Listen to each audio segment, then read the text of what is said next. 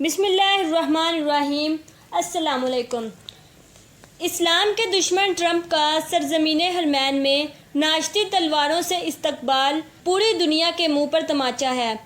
جس کے ہاتھ معصوم فلسطینیوں کے خون سے رنگے ہیں اسے اپنا محسن بنا کر پیش کیا گیا۔ یہ ضمیر فروشی نہیں تو اور کیا ہے؟ جن عورتوں کو اسلام نے پردے کا تاج دیا وہی عورتیں اس کافر سے مسکرا کر ہاتھ ملا رہی تھیں۔ ان سنگدل حکمرانوں نے دین کے نام پر حکومت کی اور طوائفوں جیسا کردار اپنا لیا۔ یہ اسلامی ملک کا منظر نہیں بلکہ شرم کا جنازہ تھا۔ یہ پہلا دبا نہیں، پہلے بھی سعودی زمین پر ڈانس اور فیشن شو ہو چکے ہیں جہاں قرآن کی جگہ گانے بجائے گئے۔ یہ سرزمین اب واہیاتی کی جگہ لے رہی ہے۔ پرچم پر کلمہ لکھ کر اس کی بے حرمتی خود کرتے ہیں۔